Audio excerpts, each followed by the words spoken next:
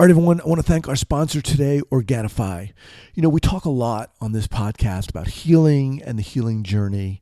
Well, an integral part of that are the foods and the drinks that we consume. I know you know this. If you're like me, you know the importance of eating healthy, but you don't always have the time or the willpower to cook with all the colors of the rainbow. Organifi's superfood blends make it easy and enjoyable to add more variety and nutrition to your day. These are delicious organic powders that you can add to water or milk, stir and drink. It literally takes 30 seconds. It is that simple. A couple weeks ago, I was right about to start a green juice fast, a kind of a short mini fast.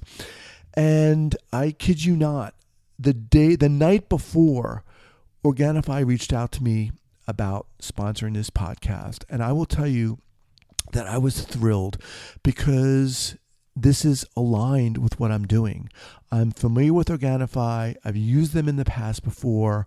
I want to be able to bring to you quality products and things that are going to promote a healthy lifestyle. Organifi green juice is the one I use. It's the one I use every morning so that I know right away I'm starting the day on a healthy note. It's loaded with vitamins, loaded with minerals, and essential antioxidants. As a listener of the Trauma Therapist Podcast, you can get 21% off any item by going to Organifi.com/trauma and use the code TRAUMA. Once again, to get 21% off any item, go to Organifi, that's Organifi.com/trauma and use the code TRAUMA. All right, everyone, I want to thank our sponsor today, Organifi. You know, we talk a lot on this podcast about healing and the healing journey. Well, an integral part of that are the foods and the drinks that we consume. I know you know this. If you're like me, you know the importance of eating healthy, but you don't always have the time or the willpower to cook with all the colors of the rainbow. Organifi's superfood blends make it easy and enjoyable to add more variety and nutrition to your day. These are delicious organic powders that you can add to water or milk, stir and drink. It literally takes 30 seconds. It is that simple. A couple weeks ago, I was right about to start a green juice fast, a kind of a short mini fast. And I kid you not, the night before, Organifi reached out to me about sponsoring this podcast. And I will tell you that I was thrilled because this is aligned with what I'm doing. I'm familiar with Organifi. I've used them in the past before. I want to be able to bring to you quality products and things that are going to promote a healthy lifestyle. Organifi green juice is the one I use. It's the one I use every morning so that I know right away I'm starting the day on a healthy note. It's loaded with vitamins, loaded with minerals, and essential antioxidants. As a listener of the Trauma Therapist Podcast, you can get 21% off any item by going to Organifi.com/trauma and use the code TRAUMA. Once again, to get 21% off any item, go to Organifi, that's Organifi.com/trauma and use the code TRAUMA. Trauma Therapist Podcast, episode 408.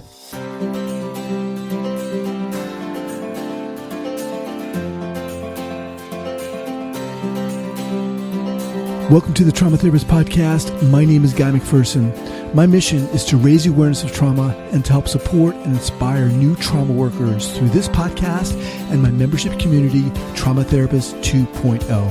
Thanks so much for joining me today, and here we go. All right, guys, I just want to say that I am thrilled to have this podcast sponsored by CPTSD Foundation.org. You know, a little while ago, I actually got to meet the founder, Athena Moberg of CPTSD Foundation. We met here in San Francisco, sat down, had breakfast, and it was amazing. I got to feel and see her passion, the passion that she has for this work, and not just for therapists and clinicians, but survivors as well. CPTSD Foundation provides peer-led support and adjunctive care in between therapy sessions for survivors of complex trauma.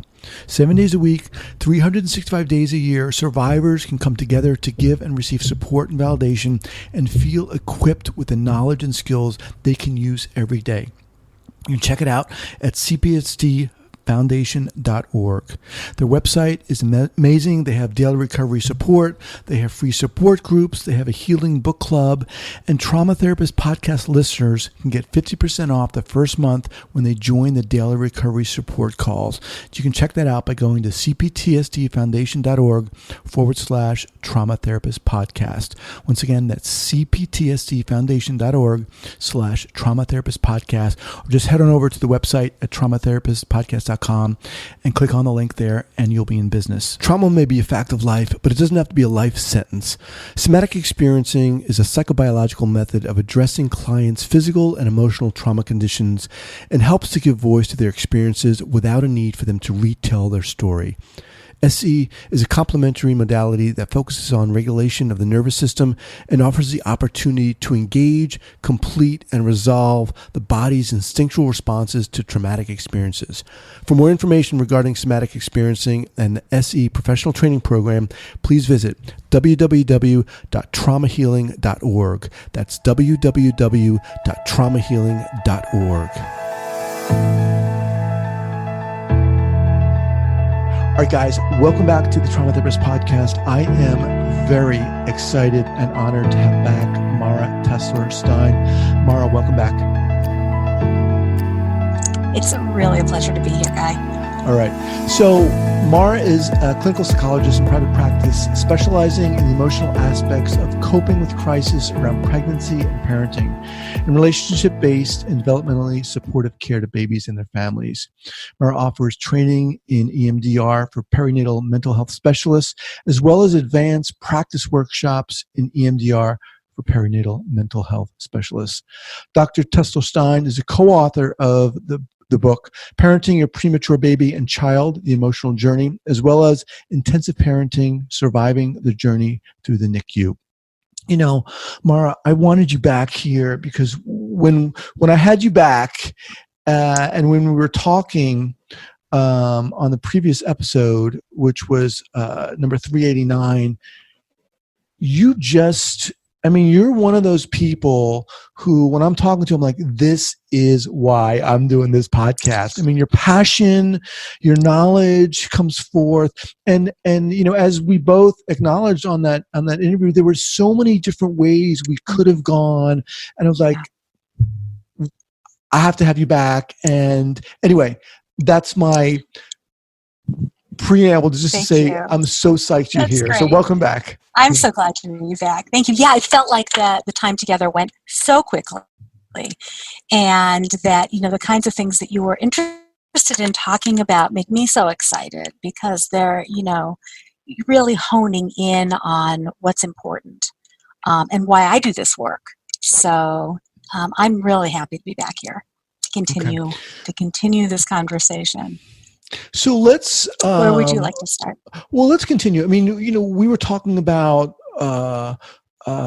getting more specific about how EMDR kind of weaves in for what happens to families and so forth. Mm-hmm. How does that sound? That sounds great. I mean, a lot of where my work has been going lately has been really giving a lot of thought to how our understanding from that EMDR lens, that adaptive information processing lens, really does inform what so many people already doing this work are doing without realizing that that's what they're doing from a conceptual perspective, and then in a more direct trauma treatment perspective, how the EMDR model is so powerful across the board with trauma, and the ways in which it's powerful in the perinatal mental health population, I think is, I think that it's really, we need to think flexibly about what it is that we're doing when we're treating trauma in this population. And because the AIP model is so adaptable, it really can help us understand why we do what we do and what it is that families need. So I tend to think about this, I tend to zoom out and think about conceptually, what is it that we're doing here? Where is the rupture?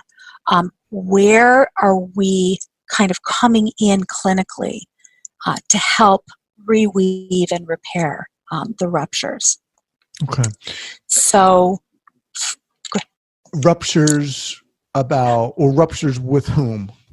So here's how I think about this. When we think about family building, the dream and the myth that we're given very often in our culture, certainly, is if you do all the right things, good things will happen. And if you do all the things that you're supposed to do, everything will go smoothly. And that is a promise that very often over the course of a lifetime, people come to realize is make-believe. That you can do all the right things and not get pregnant. You can do all the right things and have a high-risk, complicated, difficult pregnancy. You can do all the right things and have a baby very early, or have a baby die, or have a mother die. And so it's shattering to one's belief in sort of the intactness of the universe, is this, wait a minute, this is not what was promised. This is not what I expected. What does this mean about me? What does this mean about my family? And that doesn't even get into, and what are the implications? Mm-hmm. So the ruptures can start anywhere from, wait, why is this so hard? And what does that mean about me? To, this situation is painful, frightening, overwhelming, unexpected, dislocating, disorienting, creates fractures in the ways that I'm used to being able to talk to my partner, my doctor, my family members, my friends, to, I am now in a whole new world. For example, the world of newborn intensive care, where when you walk through those doors, you really have to let go of everything that you thought you knew about what does it mean to be a parent, what does it feel like to be attached, what does it mean to see a baby on a ventilator, what it means when you walk into an adult ICU and see somebody on a ventilator. Generally means something very different than what it means when you walk into a NICU. So all of those points of reference that we normally naturally have that are expectable get dislocated.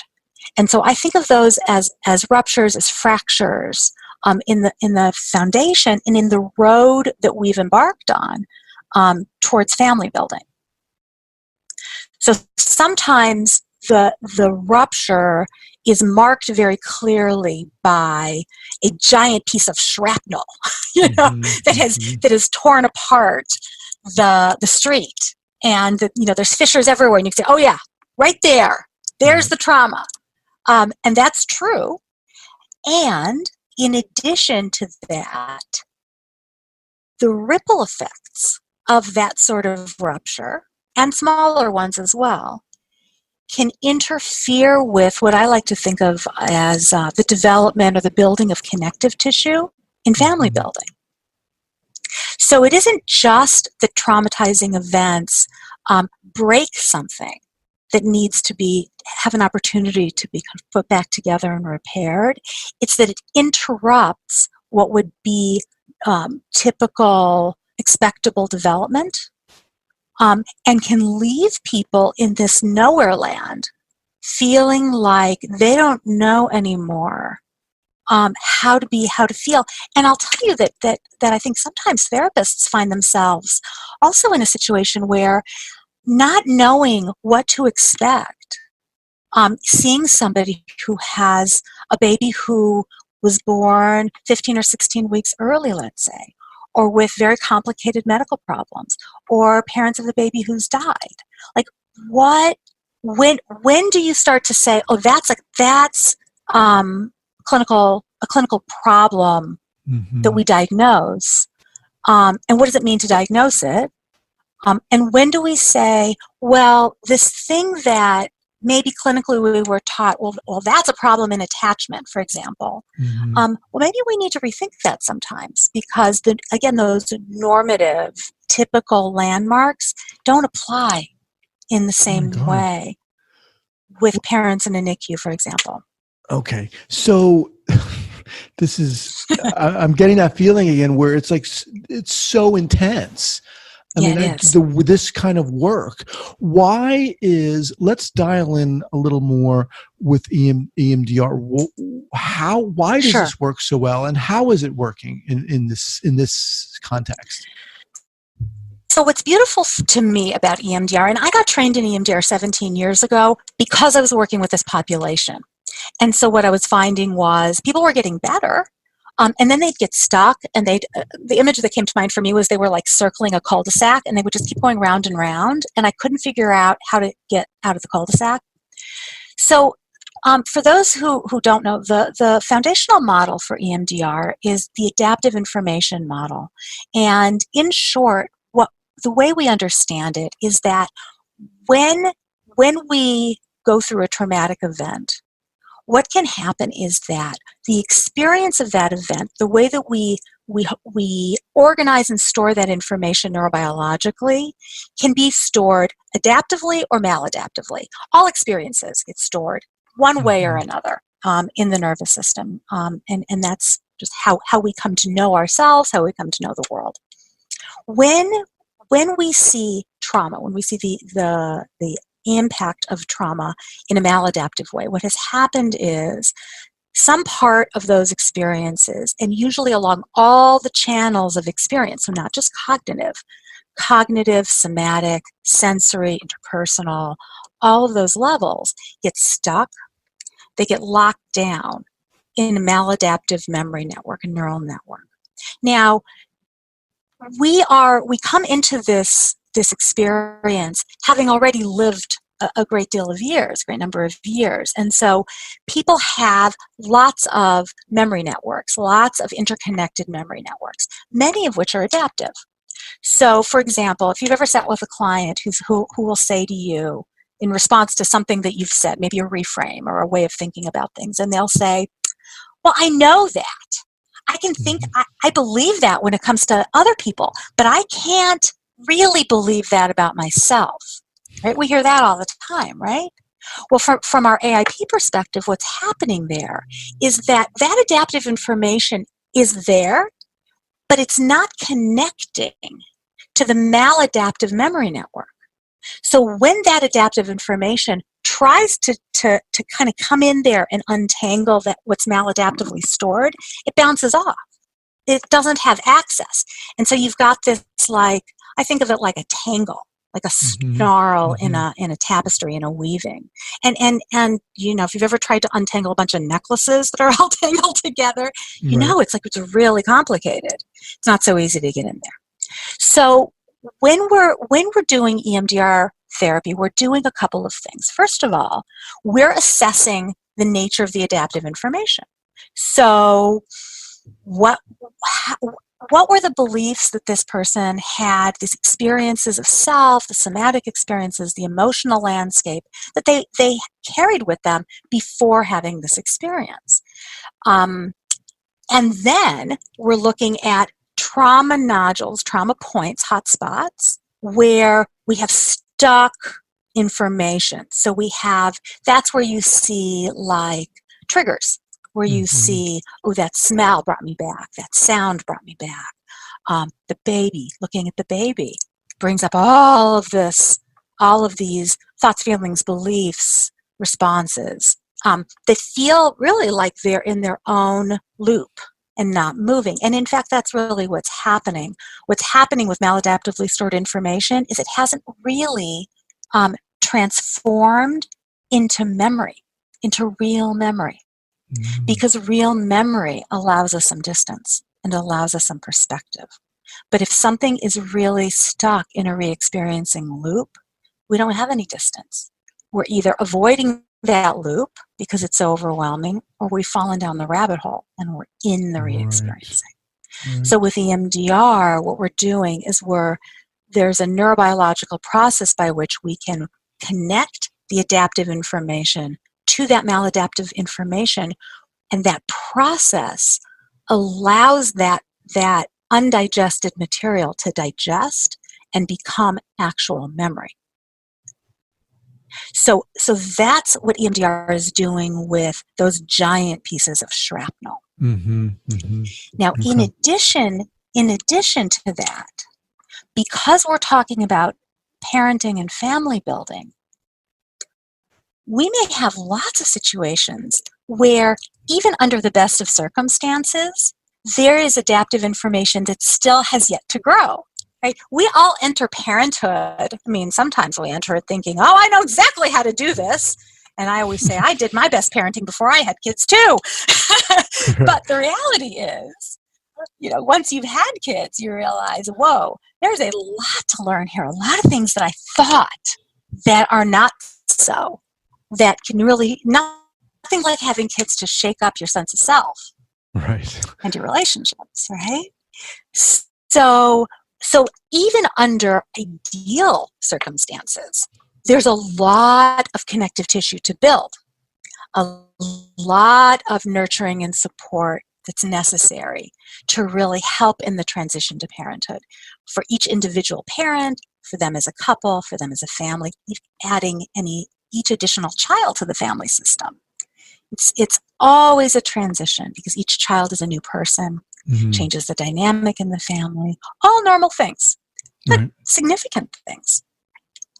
When there's a crisis in the process of family building,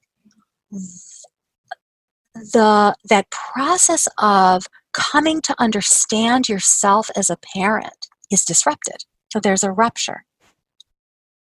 And when you have a crisis in becoming a parent and being a parent, you lose the innocence and the optimism that you may have started with about how this is going to be okay. If in fact that's your perspective on the world, but you've also immediately lost your peer group, because one of the time-honored traditions is the village of parents. And if I don't know how to do something, I may say, maybe it's my mother, my mother-in-law, my sister or sister-in-law, say, butt out, don't tell me what to do. But I know that I can ask. I know that I have friends. I could go to family members if I wanted to and say, I don't know how to do this. But when you've had a preemie, when you have a very sick baby, when your baby dies, when you're struggling with infertility, much harder to figure out who you're supposed to talk to. This whole topic, and those are subtle. Just seems fraught with potential like landmines. Everywhere you go, each little kind of topic you're talking about is just a potential for trauma. It's crazy. Yeah, it's because it's so important, because it's so central to our sense of self and to family structure.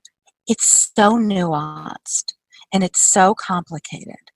And so for every node, for every turn on the pathway where there's a risk for trauma, I would say there's also unbelievable opportunity to support and to provide language and framework and scaffolding for people, to help expand the adaptive information networks, and to kind of come in and connect that adaptive information with the maladaptive to allow it to digest, so then to mobilize development. Because that's essentially what we're doing in this work, is we're mobilizing and supporting development. And so that's what it means to talk about developmentally supportive care and relationship-based care as an overarching framework, which is how I think about what I do. And so EMDR for me fit so naturally with the way that I was actually already viewing the work that I did. What it gave me was a neurobiological way of understanding it, and an amazing, powerful model to help with the kinds of pieces of this struggle that I had not found anything else with this sort of power to untangle and unfreeze and to help with that process of development. Because you see, the top-down methods can only get us so far when you've got a neurobiological lockdown happening. And so we need that bottom-up kind of processing, but within the context of understanding what it is we're doing. Right, right. So can you give us an idea of what it looks like when you're working with parents? They walk in to your office. How do you approach this? What do you do? So I always start off by asking to hear the story of the pregnancy, the story of the birth, the story of the NICU or the death and the aftermath. Really just listening very, very closely to understand the experience of both parents. And always hope to have both parents in the room individually and together at different times to really give everybody an opportunity to talk about the hardest parts. I'm watching to see, can they talk about, or really how they talk about the experience. We're always really careful in this trauma work to not reactivate people and to leave them, more cracked open than they were when they walked in. So I want to see, can they talk about what has happened? Do they have any distance on it? Do they have too much distance? They seem numb or shut down. Do they kind of fall down the rabbit hole right away of re-experiencing? And that lets me know pretty quickly where I want to start, what I need to do, how acutely activated they may be. Are they walking around like this all the time? And of course, some of this is dependent a bit on how long has it been. I've had people come to my office straight from the hospital, and I've had people come in months and years later. And it all becomes part of the picture that we paint clinically doing an assessment. The way that I think about it, though, is I'm looking for, again, both adaptive information. I'm looking for what's your perspective about yourself as a parent? How do you talk about yourself? How do you talk about your partner? How do you talk about the baby and your relationship with the baby? How do you see yourself in relation to the baby and the medical team and so forth? And I'm also looking for those spots where I see that it's so raw that either I can't even think about it, but then it that tends to ambush you then, nightmares, flashbacks, getting hit with it from behind almost. Or the other way that can look is as soon as I start talking about this aspect, there can be, lots of flooding. So I may do some things right away to try to reduce intensity, which is part of our overall preparation anyway for EMDR memory processing. And then, of course, I'm also just looking for opportunities to provide language and a frame, a reflection of what I see and what I hear right away. So an example of that, a pretty common example, has to do with things like attachment. So attachment and anxiety, vigilance, these concepts can get pretty muddy and tangled up when we talk about crisis in pregnancy and birthing in the neonatal period. Parents often are told by their healthcare providers, the nurses, their OB, sometimes by therapists who kind of know what they know and maybe haven't had the experience of well, what is it like to have a baby in the NICU, for example, that they're overly anxious or hypervigilant. And what they really need is time away from the NICU or time away from the baby to relax, to sleep, to be calm, and so forth. But see, the job of a parent is to watch over and take care of the baby. And so, especially in a medical crisis, the job of the parent actually is to be vigilant. And in newborn intensive care, the usual tasks of parenting are very often unavailable. We don't get to feed, especially early on. If you have a micro-preemie, you're not picking up that baby. You're not nursing. That baby's very often not getting any food in the stomach right away. They may be getting fed by TPN, which is, IV. And if they are getting fed, they're not getting fed by mouth because they can't yet coordinate suck, swallow, and breathing without potentially aspirating milk. So feeding, which is one of the fundamental things that we do as parents, is generally not available right away in the NICU. And even holding. If you're holding a very premature, very sick baby, their nervous systems are very raw. So the kinds of things that we would do, that we've seen friends, family do, that we've done, maybe even taking care of other people's kids, can't do. So singing and stroking or rocking at the same time, for example, will send a preemie into meltdown, basically. Wow. It can trigger apneas, bradycardias, because the nervous system goes, it's too much stimulus, I don't know what to do.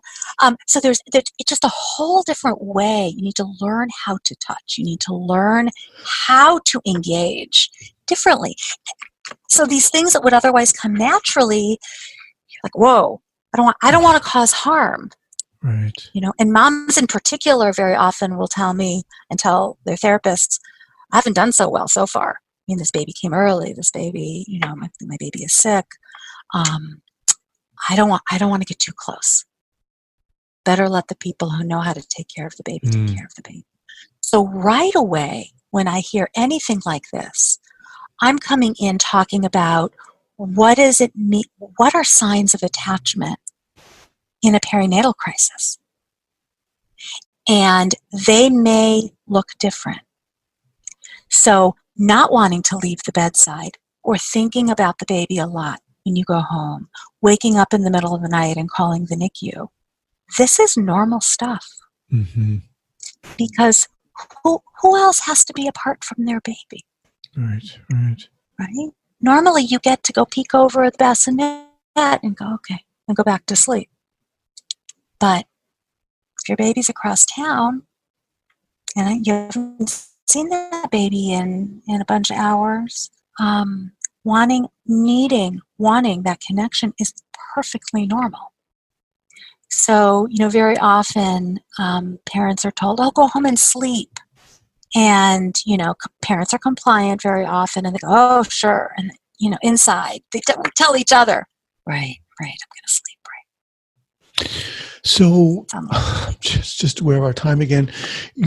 This to me, Mara, is just such a fascinating topic again, because there just seems to be so much. I mean, when you were talking about people coming into your office and these varying scenarios, whether it's a child in the NICU or one who's died, my God, I mean, there's so many things here, so many possibilities and ways to work with these particular clients in such delicate and, as you said, nuanced setting in a sense. Yeah. This is what you do. You offer what programs, courses to help mental health specialists deal with this. Talk a little bit about that and how people can access those. Sure. So I've done training and consulting and workshops and conferences for years and years. What I'm doing right now is I am offering EMDR therapy training, which is our foundational training in the EMDR model. And I'm basically inviting perinatal mental health specialists who want to be trained in EMDR, but who have held back because they really wanted to train with their fellow perinatal specialists, an opportunity to do their EMDR training with their people. And from their people. So being the trainer and then having a cohort of people who speak this language. And it's amazing to do that, to have a group of perinatal mental health specialists who are working in various areas of the field, who want to really understand what they're looking at through this trauma lens and this developmental lens. And then for those who have already done their EMDR training, I'm doing more advanced workshops on this overlap, this integration of the EMDR therapy model within the perinatal mental health community. So it's like I want to teach the perinatal mental health community about trauma treatment, EMDR in particular, and I wanted to teach the EMDR community about perinatal mental health and really how really it's everywhere, and that understanding through this lens, putting these two lenses together, is going to raise the level of care that all of us provide for all of the people who are walking this road, and it's a tremendous number of people, because the range of what can happen can go, as you can imagine, right. From the obvious piece of shrapnel that has struck your front lawn to more subtle but very pronounced kinds of impacts. And then, people who come into this with prior trauma, with prior ruptures, and people who don't. I mean, there's like with all trauma, there are those layers there too. So my passion really is to be teaching this, to be offering whatever support I can to therapists who are offering support to families who can then support one another and their babies. Right. So, again, I'm speaking with Mara Tesler Stein. Her website is docmara.com. That's docmara.com. And I'll have these linked up at the show notes page at the traumatherapistpodcast.com. Now, Mara, are these workshops, are they live or are they online or both? So the EMDR therapy training is only in person, and that's because we do so much practice as we're learning the model. Right now, the advanced practice workshop is also only in person. If I can figure out how to do it, it will eventually there will be a version, I hope one day online, available on demand. That's something that I would very much like to develop. Okay. So that's where it's at right now. Awesome. And the consultation groups are online. They're Zoom consultation. Okay. And are there any ones coming up that we need to know about or should know about? Sure. There is the EMDR training, that foundational therapy training is in two parts. And a part one training is coming up in Hartford, Connecticut at the end of November. It's a 3-day block. Okay. And then the part two for that training is at the end of February, middle to end of February. And there is consultation that gets interspersed between those two parts and then a little bit more after. And then I have another round that's happening in Dallas in January and the very end of February, part one in January, part two the end of February. And then the advanced trainings will happen after each part two. So I have part two coming up in Hartford in February, so there will be a 2-day advanced practice for those already trained in EMDR, and then there will be, I actually expanded it to a 3-day starting with the Dallas training, and that's going to be the very beginning of March, and I'm talking to people in North Carolina and in Denver, and I'll schedule another one in Chicago, and lots of cool stuff happening with collaborations, also internationally, and just really wanting to help create connective tissue for us as well, the connections and supporting each other's work. Well, I'll tell you, I knew like next to nothing about this topic until I spoke with you. And ever since I spoke with you, I mean, there's something about this topic and your passion for it, your knowledge about it that is so inspiring. I mean, it's amazing that you are out there doing this work. Really, it is. And again, I'm so thankful that you're back on this podcast. I just want to thank you so much, Mara. Thank you so much. All right. Take care. It's a pleasure. All right. Take care. The Foundation for Human Enrichment, DBA Somatic Experiencing Trauma Institute, is a 501c3 nonprofit dedicated to resolving trauma worldwide by providing professional training and education in somatic experiencing. It was founded by Dr. Peter Levine, author of Waking the Tiger, who developed somatic experiencing based on explorations of how animals deal with threat and traumatic experiences on a daily basis. Learn more about somatic experiencing and the SE professional training at www.traumahealing.org. That's www.traumahealing.org. All right, guys, I just want to say that I am thrilled to have this podcast sponsored by CPTSD Foundation.org. A little while ago, I actually got to meet the founder, Athena Moberg of CPTSD Foundation. We met here in San Francisco, sat down, had breakfast, and it was amazing. I got to feel and see her passion, the passion that she has for this work, and not just for therapists and clinicians, but survivors as well. CPTSD Foundation provides peer-led support and adjunctive care in between therapy sessions for survivors of complex trauma. 7 days a week, 365 days a year, survivors can come together to give and receive support and validation and feel equipped with the knowledge and skills they can use every day. You can check it out at CPTSDFoundation.org. Their website is amazing. They have daily recovery support. They have free support groups. They have a healing book club. And Trauma Therapist podcast listeners can get 50% off the first month when they join the daily recovery support calls. You can check that out by going to CPTSDFoundation.org/Trauma Therapist podcast. Once again, that's CPTSDFoundation.org/Trauma Therapist podcast. Or just head on over to the website at traumatherapistpodcast.com and click on the link there, and you'll be in business.